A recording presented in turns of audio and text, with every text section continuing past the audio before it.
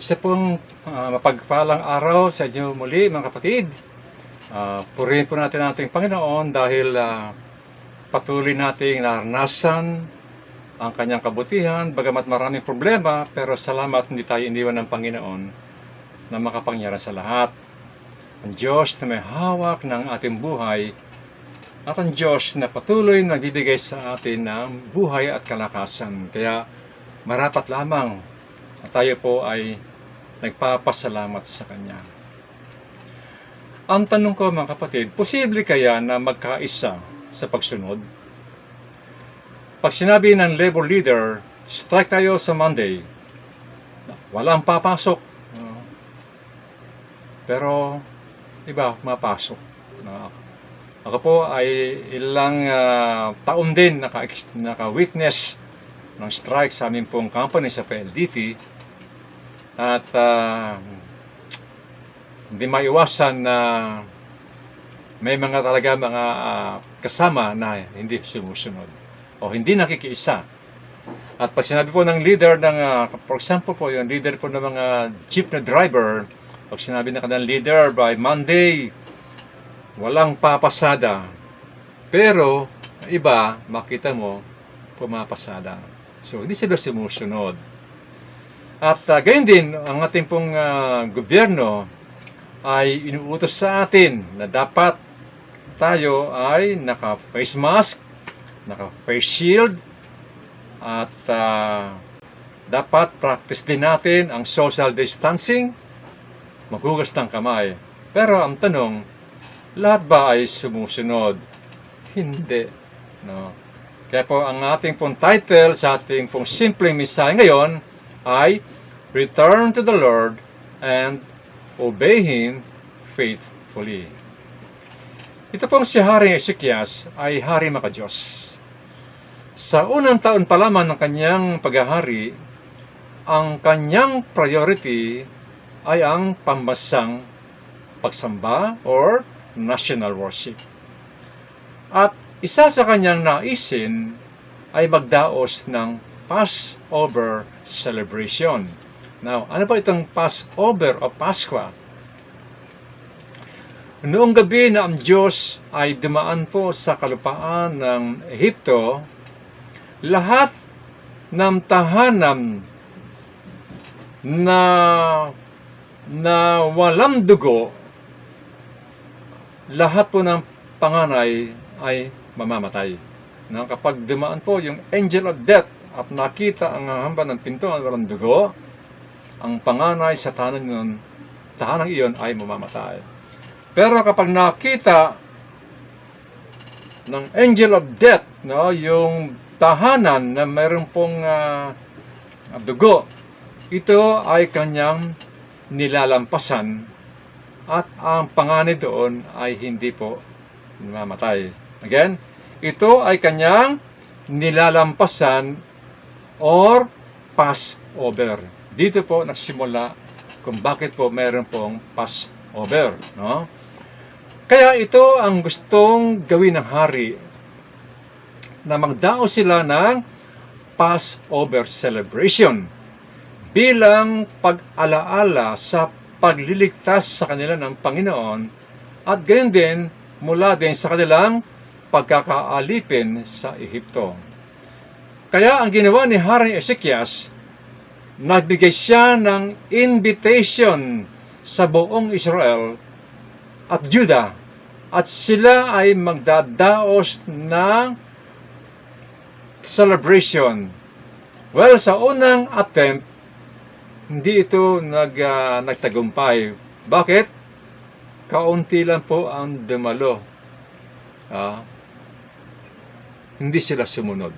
Now, dito po sa second attempt po ng hari, ay nais ng hari, ito ay fully supported ang event na ito dahil ito ay para sa Panginoon. At ang nakasaad po sa Ikalawang Kronika chapter 30 verse 6, ganito ang nakasaad sa paanyaya na ipinadala ng hari at ang mga pinuno. Mga taga-Israel, magbalik loob kayo kay Yahweh, ang Diyos ni Abraham, Isaac, of Israel upang kalingain niyang muli ang mga nakaligtas sa inyo na dinabihag ng mga hari ng Assyria. Ito po ang naging bunga ng pagtalikod nila sa Panginoon. Sila ay hinayaan ng Diyos na sakupin at bihagin ng mga taga-Assyria. At dito ang kanyang invitation ay doon sa mga taong hindi nabihag ng Assyria. Binigyan niya ng diin na ang Diyos ni Abraham, ni Isaac at Jacob o Israel ay siya rin Diyos na tutupad ng kanyang pangako sa kanilang kapanahunan. Why? Because He is a covenant-keeping God, faithful to His promises even when His people have been rebellious. Ang kanya lamang pakiusap sa kanila, magbalik loob na sila sa Panginoon. Return to the Lord. At may paalala pa sa kanila ang hari. Sa ikalawang Chronicle chapter 30 verse 7, huwag ninyong tularan ang ugali ng inyong mga ninuno at mga kababayan na nagtaksil sa Panginoong Yahweh. Kaya matindi ang parusa sa kanilang Diyos tulad ng inyong nakikita ngayon. The king reminded them to be faithful to the Lord and not to suffer the consequence of their unfaithfulness. Alam ng hari ito ang naging bunga ng pagtalikod nila sa Diyos. At ito ang nais niyang iparating sa mga taong ito. Huwag nilang tularan ang ginawa ng kanilang mga ninuno. Ang naging consequence ng kanilang pagtalikod, sila ay naging alipin muli. Ang dating nakaranas ng pagpapala ay inalisan niya ng pagpapala o blessings. Sila ay muling naghirap. Kinalimutan ang Panginoon at iba na ang sinamba. Pinili nila ang mga bagay na akala nila ay magbibigay sa kanila ng tunay na kaligayahan. Hindi na sila sumunod sa Diyos na nagligtas sa kanila mula sa pagkakaalipin. Well, tayo din ay meron pong malayang pagpili, no? Hindi tayo robot na kapatid na nakaprogram kung anong gagawin. Kung kayo po ay nakapanood ng isang documentary doon sa Japan, no? Yung sa car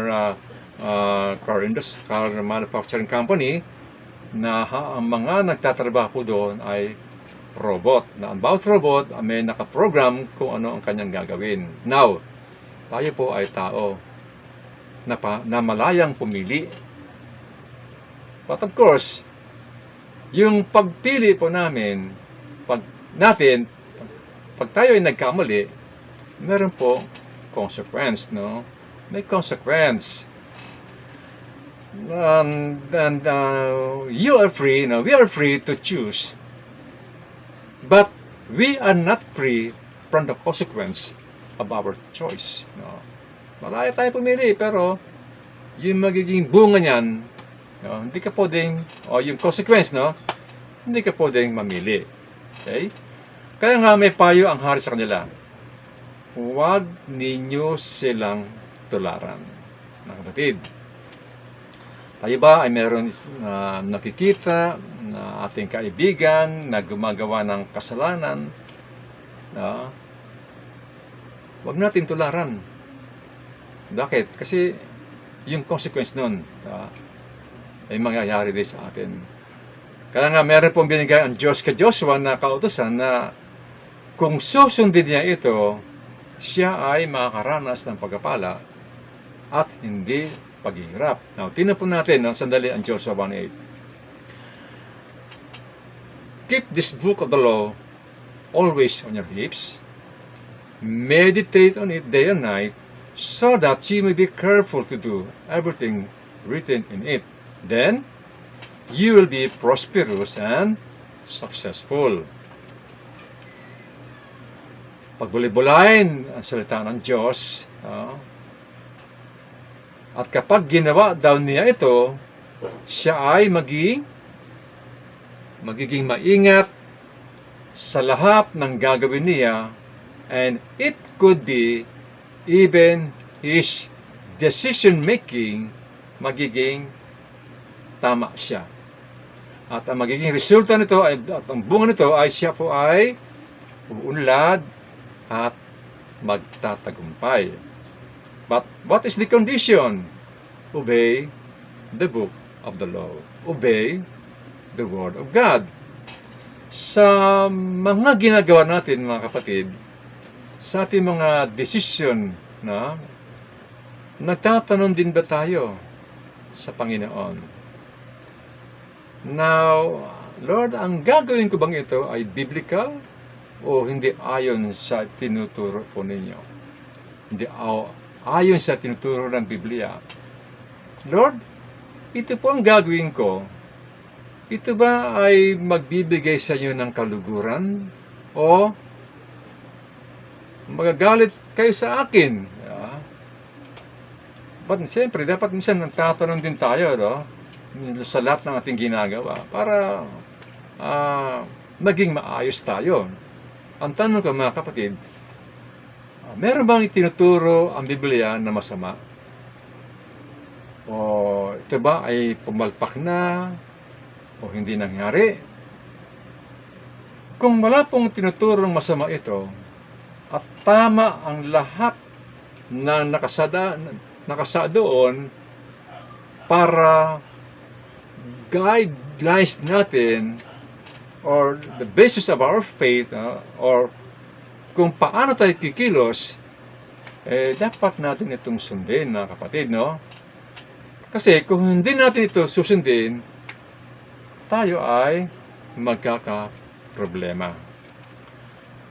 Kaya ito marahil ang dahilan kung bakit marami ang nagkakaproblema dahil hindi sumusunod sa inuutos ng salita ng Diyos. Maraming buhay ang nasira at pati ang kabuhayan ay bumagsak dahil hindi nila pinili ang sumunod sa utos ng Panginoon. Now, of course, iba naman ay dumadaan din sa pagsubok o testing, pero it doesn't mean na sila po ay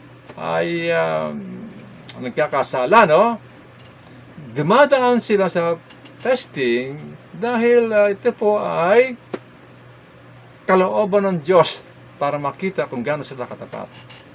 Gaya po ni Joseph, siya ay dumaan sa maraming pagsubok at nakita po natin eventually siya po ay pinagpala ng Panginoon. Maganda, ang naging consequence ng ginawa niya. Kaya ang Diyos ang nag-reward sa kanya dahil sumunod siya sa Panginoon.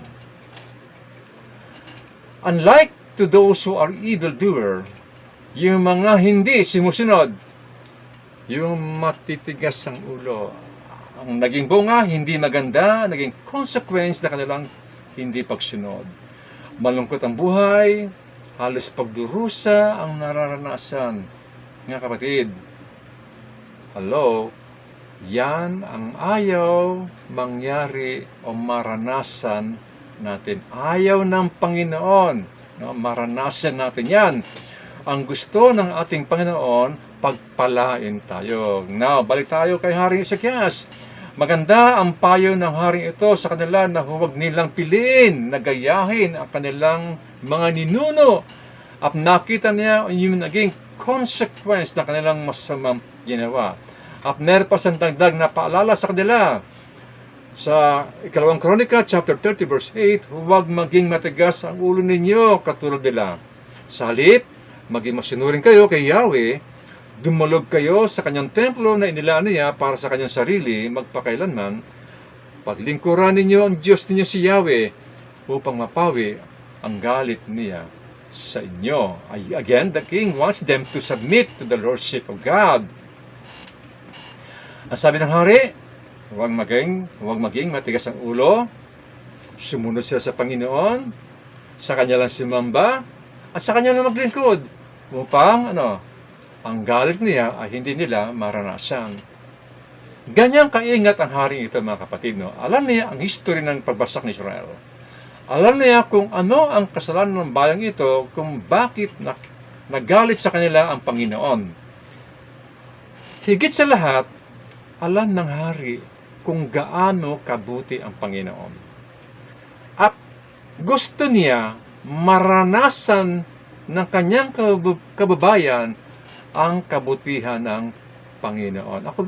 Kami din, ang prayer po namin, mga kapatid, nung maranasan din po natin, yung biyaya, yung katapatan ng Panginoon sa atin. Kaya kami din ay patuloy din dumadalangin sa inyo na ingatan kayo, ang inyong pamilya, at araw-araw ay magkaroon ng provision sa inyo ang Panginoon. Mga kapatid, hindi ba ninyo napapansin ang mga nangyari ngayon? Maraming bagay ang ginagawa ng tao na hindi alam, na malayo na sila sa Panginoon, lalo na ngayon na may mga iglesia na nagsara muna pasamantala, lalo na yung mga nangungupahan, at kasama po tayo doon, tayo din po ay nagrerenta.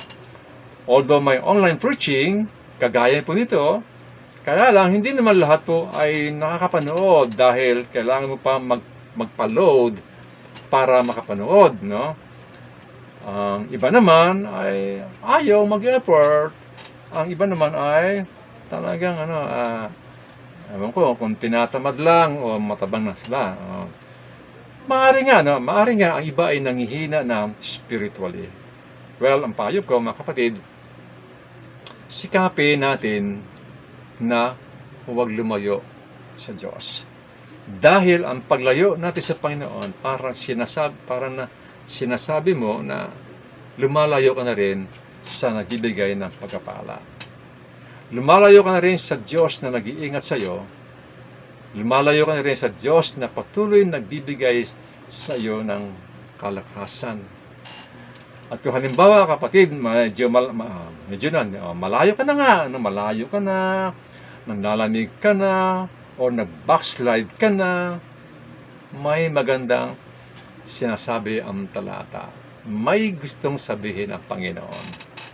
Ikalawang Chronicle chapter 30 verse 9, kung manunumbalik kayo sa Kanya, ang inyong mga kababayan at kamag-anak na dinilang bihag sa ibang bansa ay kahabagan ng mga bumihag sa kanila at pababalikin sila sa lupain ito.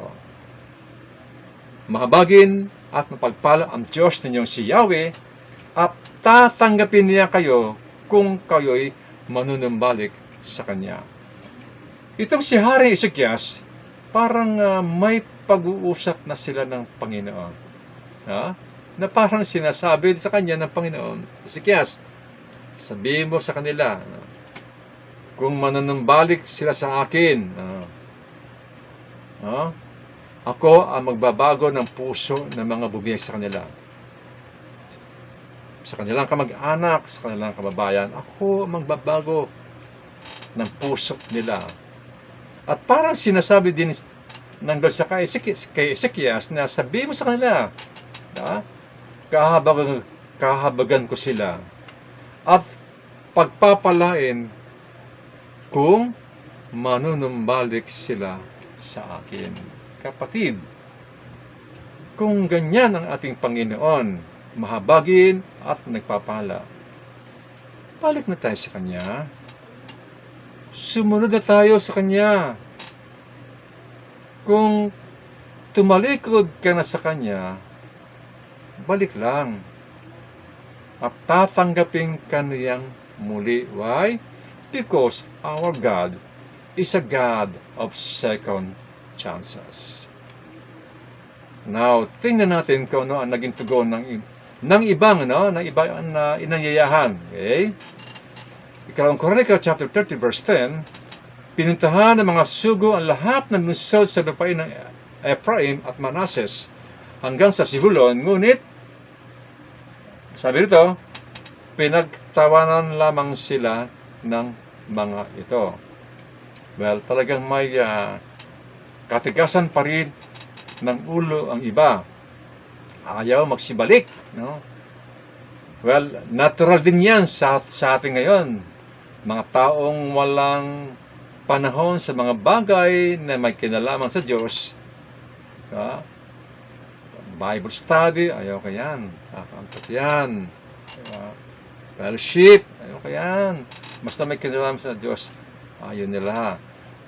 Iba nagtatawa lang. Tulad po ng aking kwento noon, nakaraan, sa aking preaching, yung mga opisyal ng police na nagba-Bible study, no? Ang ibang kapulisan, nung sila nakita, sila ay pinagtatawanan. Pero anong ginawa nila? Nagtuloy lang sila. Sapagkat alam nila, yung ginagawa nila, yun ay para sa Panginoon. Ngayon, mga kapatid, yung pinagtatawanan nila, ngayon sila po ay mga general na. That time, mga kapitan pa sila nung araw, kanaranggo. At patuloy pa rin silang ginagamit ng Panginoon sa ibang mga kapulisan. At ang maganda, mga kapatid, dito, marami po mga good reports or mga testimonies na marami pong pulis ang nagbago. Kasi hindi naman lahat ay matigas ang ulo. Katulad po nito sa Ikalawang Kronika chapter 30 verse 11, meron din naman ilan mula sa Asher, Manasseh at Zebulon na nagpakumbaba at pumunta sa Jerusalem. Hindi sila matigas ang ulo. Ngunit niloob ng Diyos na dumalong lahat ang mga taga-Juda at magkaisa silang sumunod sa utos ng hari at na mga pinuno nila ayon sa salita ni Yahweh. Sa verse 12, nabanggit niloob ng Diyos na dumalong lahat ang mga taga-Juda at magkaisa silang sumunod sa utos ng hari at na mga pinuno nila ayon sa salita ni Yahweh. Kanina, tanong ko, posible kaya na magkaisa sa pagsunod ang mga tao? Sa ating po nabasa ngayon, posible pala, no? Kung ito po ay luluobin ng Diyos, no? Basahin po natin sa Ikalawang Kronika chapter 30 verse 26.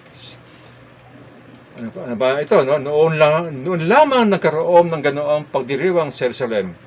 Mula noong panahon ni Solomon na anak ni Haring David ng Israel. Tumayo mga pari at mga Levita at binasbasan ang mga tao. Ang panalangin nila ay nakaabot sa tahanan ng Diyos sa langit. Ito na ang pinakamalaking pagtitipon nila mula sa panahon ni Solomon. Why? Dahil 200 years na sila po ay divided. No? Of course, yung mga naunang mamamayan ay na-miss nila ang dati nilang kababayan at hanggang sila po ay namatay na. Siyempre, 200 years na yan. Sila po ay nagkahiwalay, no? Malungkot, di ba, no? Nahati ang kaharian. Well, mula na po nagsimula ang pandemya, tayo din ay nagsimula na mahinto ng ating pong physical worship. Well, ito po ay bilang pagsunod po sa utos ng gobyerno. I can still remember second week po ito ng March, no, nung tayo po ay mahinto. At ito na, may nagtatanong, no, kung kailan daw tayo magsisimula ng ating church or physical worship. Hindi lang tayo nagtatanong, mga kapatid, pati member ng ibang mga mega churches na nagtatanong din, kailan kaya sila magbubukas? Kasi po marami po mga churches na kasama po yung mga mega churches na sila po ay sa pansamantala ay nagsara. Hanggang ngayon, sila po ay sarado pa. Maaari iba naman ay hindi pa sang-ayon kung ang church ay magbubukas na dahil sa takot or threat ng COVID transmission. Diba? Maaari, no? Iba ayaw pa, huwag muna kasi andyan pa yung COVID na yan. Sabi ng iba, nakakamiss na mag-church. Iba, namimiss na mag-church, no? Nakakamiss na yung mga kapatiran natin, at yung ating pong bonding, no? At yung ating monthly eating fellowship, nakakamiss na. Well, ako rin, ay namimiss ko rin to mga kapatid, no? Bagamat ang iba sa atin, iba sa inyo, ay nakikita ko through messenger, video na messengers, pero iba pa rin ang physical. No? Pero, maraming bagay pa rin tayong dapat pagkaisahan at sundin or sumunod kung tayo po ay magbubukas na. Balik po tayo kay Haring Ezekias. No? At ngayon sa bagong henerasyon, sa tagal ng panahon na hindi nagkasama sa pagsamba ang Northern Kingdom at Southern Kingdom, dahil po sa initiative ng Hari ng Judah, sama-sama silang magse-celebrate ng pista ng Paskwa. Aalahanin nila ang pagliligtas sa kanila ng Panginoon. Sama-sama silang magpupuri sa Diyos. At ano ngayon ang naging magandang bunga ng kanilang pagsunod sa pagkakaisa? God heard their prayer. Sa verse 27, ang panalangin nila ay nakaabot sa tahanan sa langit. Balikan po natin ang sinabi ni Haring Ezekias sa verse 9. Kung manunumbalik kayo sa Kanya, ang inyong mga kababayan at kamag-anak na dinilang bihag sa ibang bansa ay kahabagan ng mga bumihag sa kanila at pababalikin sila sa lupain ito. Mahabagin at mapagpala ang Diyos ninyong si Yahweh at tatanggapin niya kayo kung kayo'y manunumbalik sa Kanya. Mga kapatid, hanggang ngayon ito pa rin ang panawagan sa atin ng Panginoon. Manumbalik tayo sa Kanya at sumunod. Kaya ka nabubuhay ngayon ay dahil ito ay sa Kanyang grasya o biyaya. Maganda ang plano sa iyo ng Diyos. At ayaw niya na masira o hindi mo matanggap ang magandang panukala sa iyo ng Panginoon. Well, kundi rin sabag ng Diyos sa akin, ay baka wala na rin ako sa mundong ito. Pero salamat at siya po ay mahabagin at Diyos na mapagpala, ang Diyos na pinapaniwalaan ni Haring Ezekiel at siya po ang Diyos na ating pong pinaniniwalaan. Siya pa rin Diyos na nananawagan na manumbalik na ang kanyang bayan at siya pa rin ang Diyos na nananawagan ng pagbabalik loob sa Kanya. Mga kapatid, iwanan natin mga bagay na nagpapahiwalay ng ating magandang relasyon sa Kanya. Mga kasalanan na hadlang, no, sa pagkapalang nakalaan para sa iyo. No. Maaari, no, meron kang ginagawang kasalanan at ito na yung blessing, pero ito'y naging hadlang, no? At dahil nga gumagawa ng kasalanan, no, hanggang ngayon, lumalayo na sa Panginoon. Mga kapatid, sumunod tayo sa Kanyang panawagan. Ito rin po ang sabi ng aklat sa Zacarias, no? Zacarias chapter 1, verses 2 to 4. Kaya sabihin mo sa kanilang, ipinapasabi ni Yahweh na makapangyarihan sa lahat, manumbalik kayo sa akin at kakalingain ko kayo. Huwag kayong tumulat sa inyong mga ninuno, hindi sila nanumbalik sa akin. Hindi nila tinalikuran ang kanilang kasamaan sa kabila ng aking mga panawagan sa pamamagitan ng mga propeta. Maganda ang pangako, manumbalik tayo at siya ang kakalinga sa atin o siya ang magpapala sa iyo sa mga bagay na kailangan mo. Kapatid, mahal tayo ng Panginoon. Pero ang tanong, mahal ba din natin si Jesus? At ano ba ang mga katibayan ng ating pagmamahal sa Kanya? Sabi niya, sa John chapter 14 verse 15, if you love me, obey my commandments. Ang pagsunod sa salita ng Diyos ay hindi ito convenient o madali. Magbasa ng Bible sa umaga o bago matulog, ay nako, hindi yan madali, no? Mag-google ka ng panahon dito ay hindi po madali. Nung ako po nagsimula magbasa, nung ako po hindi po Christian, sumubok ako magbasa. Nako, nakakaantok, mga kapatid. Nakakaantok talaga. Kaya yung Bible na yan, inalagay ko na lang yan sa mga sa babaw ng aparador. Hindi ka maintindihan eh. At wala rin ng panahon. Why? Kasi that time, ako po ay namumuhay sa kasalanan. Madalas kasi, mga kapatid, hindi nagkakasundo ang laman at ang espiritu. Nagtatalo sila kung sino ang masusunod. Ano ba ang gusto nila laman? Alam mo, ang gusto nila laman, ang gusto ng laman, ang gusto niya yung mga ino-offer ng mundo. Gusto niya dahil masarap. Pero ito naman ang magdadala sa kanya sa kapahamakan. Ano naman ang gusto ng Espiritu? Yung ino-offer niyang pinakamahalaga sa lahat na magbibigay sa atin ng tunay na kaligayahan. Ano pong sabi po sa Titus chapter 2, verse 11 to 12, no? Sapagkat nahayag na ang kagandahan loob ng Diyos na nagdulot ng kaligtasan sa lahat ng tao. Ito ang nagtuturo sa atin at talikuran ang makamundong pamumuhay at damdaming makalaman. At namuhay tayo sa daigdig na ito ng may pagpipigil sa sarili, matuwid at karapat-dapat sa Diyos. Ito ang kagandang loob sa atin ng Panginoon. Bagamat tayo ay makasalanan at tumalikod sa Kanya, naroon pa rin ang kahabagan niya sa atin.